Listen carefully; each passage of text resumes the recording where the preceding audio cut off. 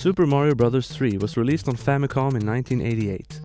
Super Mario World was released on Super Famicom in 1990. Super Mario World 2 was released on Super Famicom in 1995, and so on. One game, one version, one console. Things used to be different. Super Mario Bros., the game that saved the game industry and launched the character of Mario into super stardom, was released on Famicom in 1985. Almost everyone has played this game, and personally I beat it for the first time just a couple weeks ago. But there were more versions of it. In 1986, Nintendo released Versus Super Mario Bros. In arcades.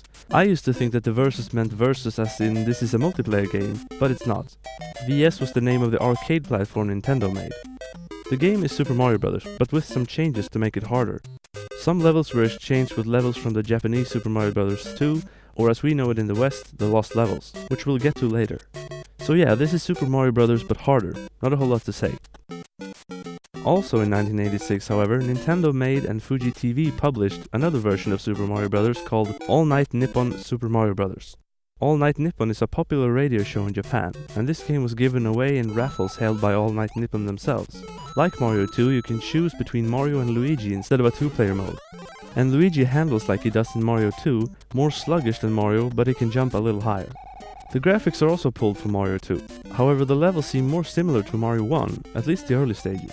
Some sprites have been changed, like fences changed to microphones, the Starman to what looks like the Star of David, the company that runs All Night Nippon have their logo on the flags of the castles, as well as instead of the axe behind Bowser. Goombas and Piranha Plants have been replaced by caricatures of Japanese DJs, but the other enemies are unchanged. The mushroom retainers have been changed to Japanese celebrities like Kyoko Koizumi and Takeshi Kitano. Princess Peach is now in a geisha outfit. World 1 is changed to nighttime, which led me to believe that the whole game is set in nighttime, because that would make sense, with All Night Nippon and all. But no, it's only World 1 that was changed. All Night Nippon Super Mario Bros. Is very similar to Mario 1, while still changing enough to make it feel fresh. It's very rare though, so prepare to part with a few $100s if you want it. 1986 was before Nintendo was as protective of their properties as they are now. They allowed Hudson Soft to make versions of Mario Bros. And Super Mario Bros. For the NEC PC8801 and Sharp X1. Super Mario Bros. Special, licensed by Nintendo, isn't as special as the name suggests. It lacks scrolling for one, and the control and music is worse. Also the two-player mode is removed. Some praise this game for being challenging, but I think it's just technically deficient, and definitely inferior to the original. Now on to Super Mario Bros. 2. I suppose everyone knows this story by now, but I'll go over it again briefly. Super Mario Bros. 2 was made in 1986 and was very similar to Super Mario Bros., but a lot harder.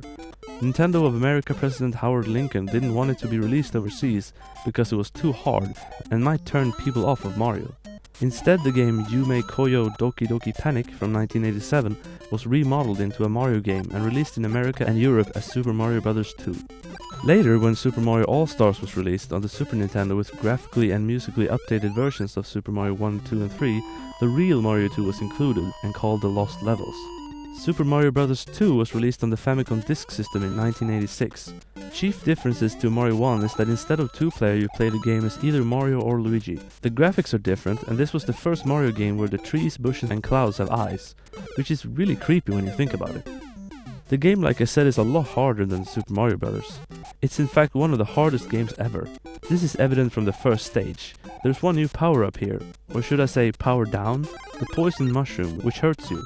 And it looks almost exactly like a regular mushroom, only a little bit darker. Then there's the warp zones. In Mario 1 they were a great help, but here they are both a help and a hindrance.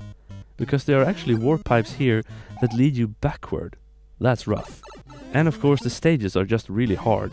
Some stages have windstorms, that's a new hazard. That's thankfully not been used in Mario games since. The cover of the game has a little ribbon that says "For Super Players", and that's certainly accurate. It's a fun game of course, but the fun factor does take a pretty big hit for me, because it's so hard. It's one of the Mario games I don't play very often, just for that reason.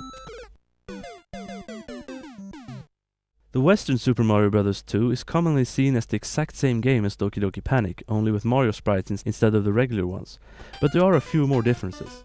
The graphics like cherries and turnips animate in Mario 2, but not in Doki Panic. In Doki Panic there's no B-dash. This single-handedly makes Mario 2 the better game. Doki Doki Panic has one improvement though, saving. When you start playing you can see how long you've made it with each character, which is a very nice feature. The Western Super Mario Bros. 2 eventually got released in Japan, then named Super Mario USA in a pink cartridge. The reason for this can be anything, but I like to think that since the original Mario 2 didn't make it to the States because it was too hard and this is easier, it's pink to make it look like it's the weaker game. A little taunt to the Americans. Squaresoft did something similar with Final Fantasy. They made Final Fantasy Mystic Quest to be a beginner's RPG and way easier than Final Fantasy IV, even the easy version they released in America. And in Japan, Mystic Quest was called Final Fantasy USA. The difference between Super Mario USA and the Western Super Mario Bros. 2 are superficial, with a different color scheme at the title screen being the only thing visible. While Nintendo changed the 4 main characters of Doki Doki Panic, they didn't change the enemies, and many of these have become Mario series mainstays like Birdo, bob-ombs and Shy Guys. It's also worth noting that Shigeru Miyamoto worked on Doki Doki Panic, apparently more than Mario 2. Super Mario Bros. 2 will always have the reputation as the black sheep of the Mario series, but I think it's more fun to play than the original Mario 2. I think Nintendo of America made the right choice. That said, when Super Mario Bros. 3 was released, all of the previous games met their superior, and I've not longed for pulling up vegetables to throw ever since.